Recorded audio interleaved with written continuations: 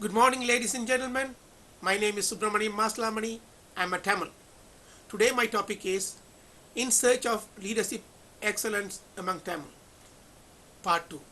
The previous article on In Search of Excellence Among Tamils aroused so much of interest. We hope to continue it in this presentation. Our immediate task is to provide some form of guidelines to keep the community from falling into the trap of the jackals and the jackasses. We are deeply concerned about the self-proclaimed leaders who are leading the community into the black hole. I think the reason may be that there is no sense of community and sense of belonging among most of our people. They are fast becoming lost in the unknown. It is not the negotiations and political maneuvering that is bothering us, but the position from which we are negotiating is bothering us. Are we ready to walk away? And if things are not discussed from an equality position, we must be ready to continue our struggle for freedom by building invincible positions. It is not wise to negotiate from a position of fear or inferiority. All we will get is promises. I can understand the need to negotiate, but one cannot negotiate when one is weak. Therefore, let us build that social, economical, and political stamina to sit as equal parties to a negotiation. What is the hurry? It is of very little use if both parties do not negotiate in good faith and from equality point. Do not worry about the status quo, but we must look ahead into the future and the shape of society to come. I was puzzled by the existence of about 4 groups of Tamils saying they want to unite the community, but they themselves are not uniting. The credit goes to the Singhalese to have kept the divided.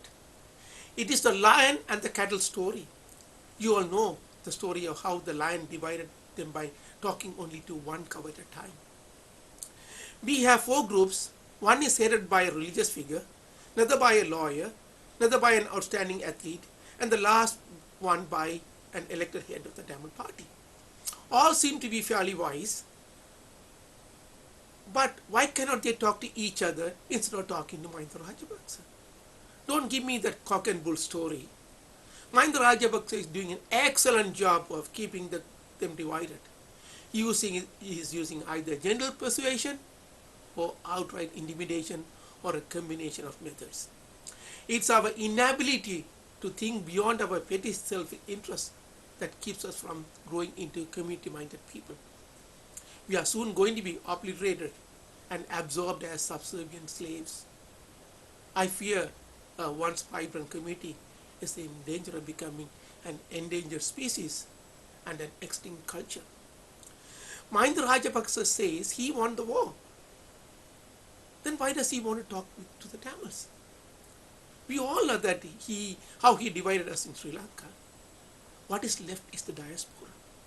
He is out to divide us, and our groups succumb to his name talking. We don't want to talk to each other, but we will talk to our enemy. Why? They are putting feelers at every direction and are poking with deep penetration units to get in and divide us. We know that. Don't our leaders know it? Sure, they know it.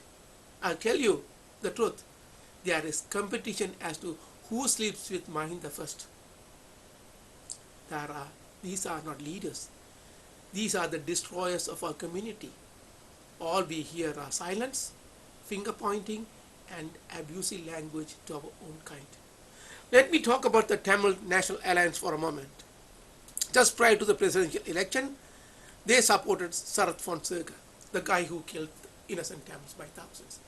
Then when he lost the election, they abandoned him and now trying to join Mahinda Rajapaksa. Mahinda Rajapaksa is gloating in the glory. Mahinda Rajapaksa has at least a 4-pronged attack plan on Tamils.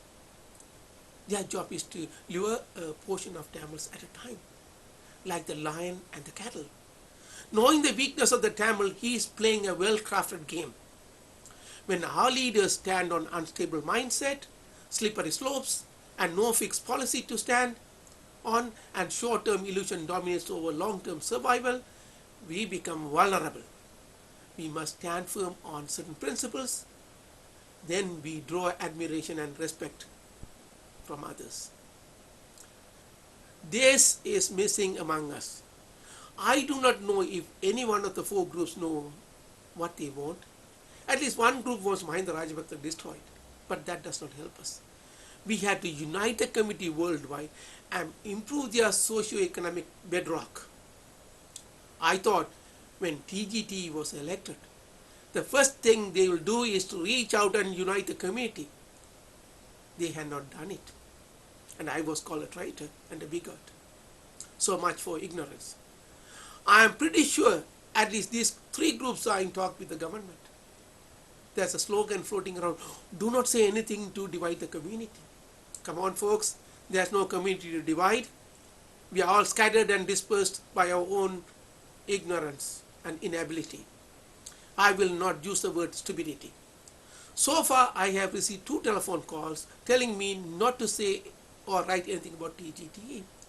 It sounds more like Mahinda Rajapaksa silencing the media and opposition. Where should the Tamils go? We are caught between the rock and hard place. One side is the dungeon and the other side is the devil. So people are leaving the community in droves. I go to weddings and I see Tamils marrying outside.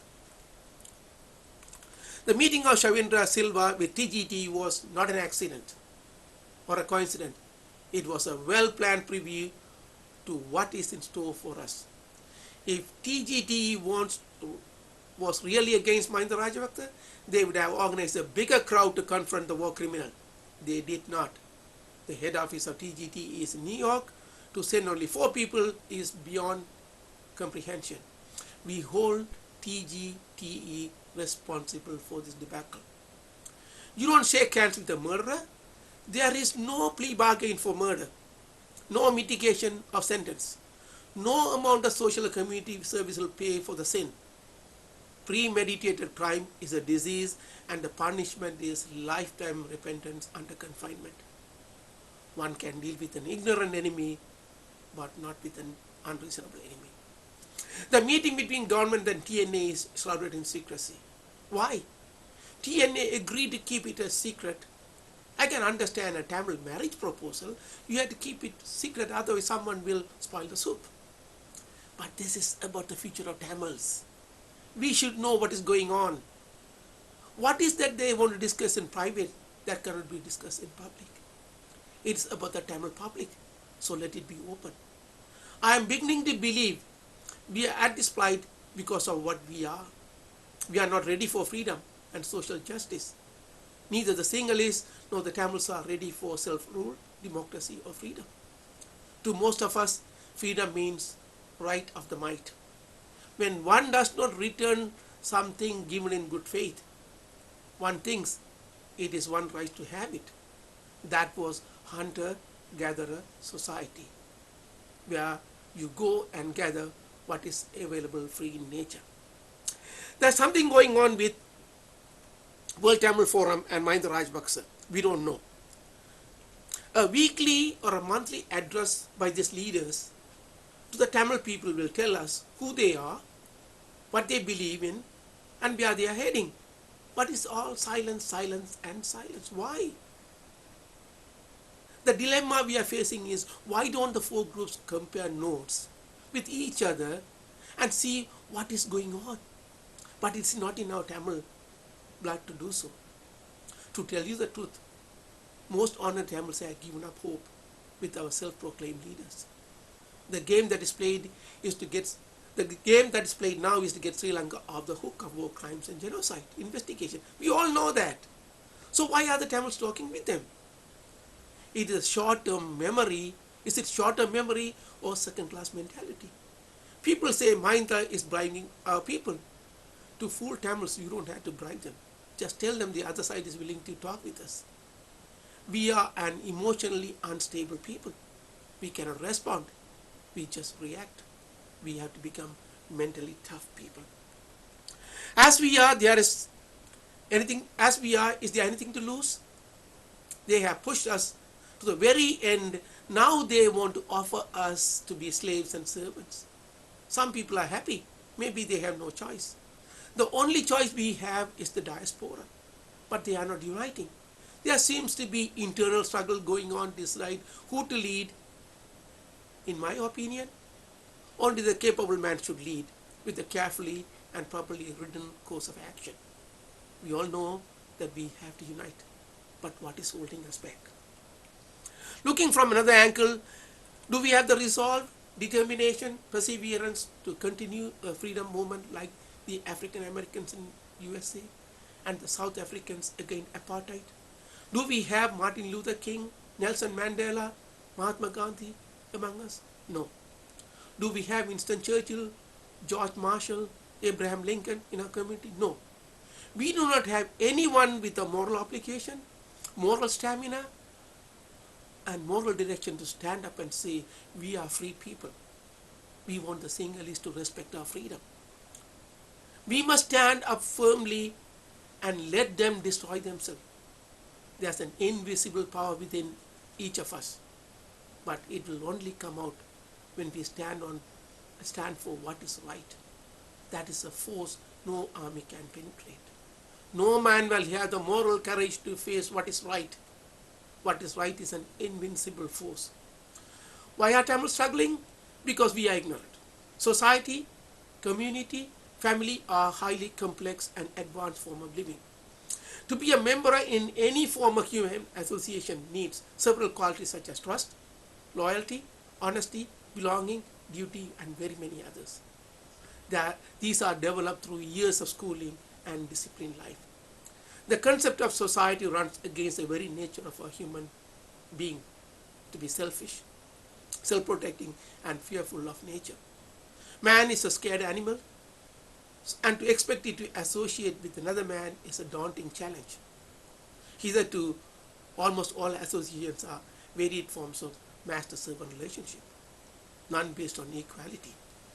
The concept of equality, fraternity, freedom, unity, responsibility are scary concepts which undermine who we are.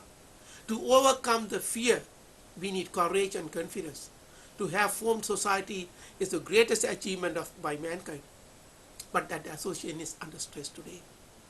The concept of one-man rule is the biggest threat mankind is facing today. In the last 60 years, the Tamils have prospered in sciences, but not in politics and community building. We seem to be more divided than united.